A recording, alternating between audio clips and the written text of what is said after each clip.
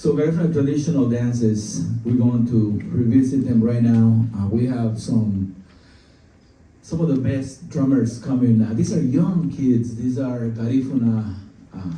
Two of them were born here, and one just moved from Hopkins, Belize to Los Angeles. But they're probably some of the best, you know. And it's rare to see the young kids here in America pick up the traditions, right, from the parents, because they just don't connect. But these guys are really unique. So we're gonna do Hugu. Hugu is a dance that is done in communal gatherings to acknowledge the presence of our ancestors.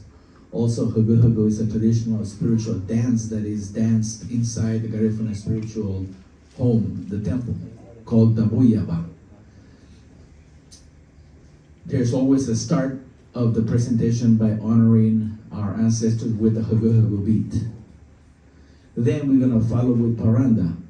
Paranda is a well-known Garifuna traditional social dance, which is very popular along the Orinoco River basin in Venezuela, South America. That's where the Carib and the Arawak Indians came from. And so if you go back today, they still do the paranda, but they are indigenous people.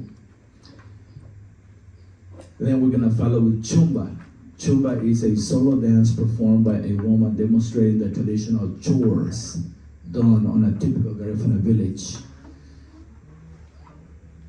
And last, we are going to do the Wanarawa. What actually is the one previous to the last. Wanarawa is a war dance based on the military tactics that the Garifuna people used during the two Carib Wars against the Europeans, both the English and the French. In Belize, it's called Jankuno. Throughout the Caribbean, it's called Jankuno.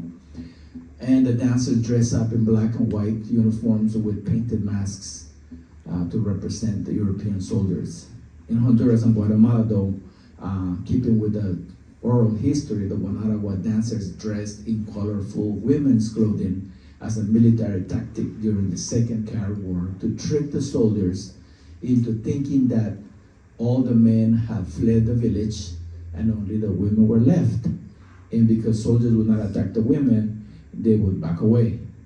So that's when the Wanarawa, who were dressed as women, took over and killed the planters, the soldiers, the British and the French.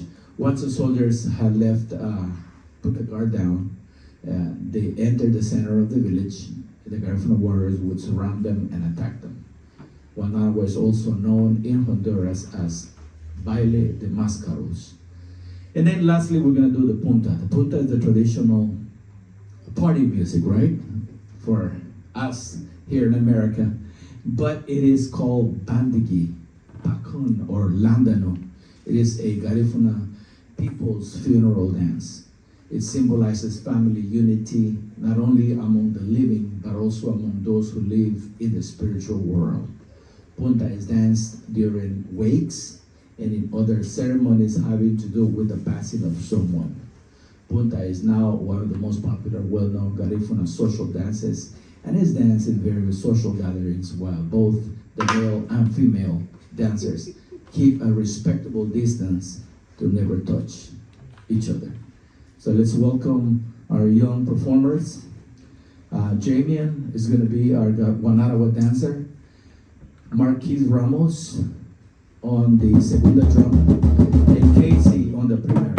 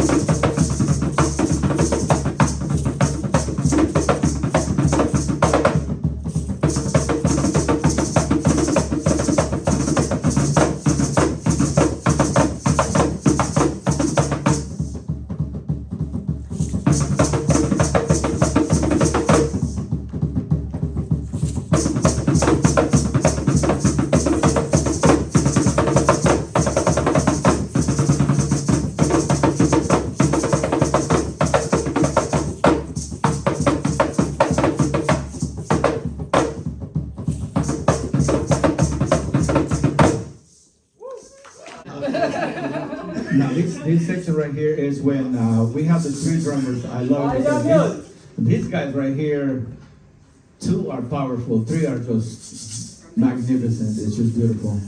And I just noticed that last weekend when we performed at the May Day March in Los Angeles, these three guys are just too much.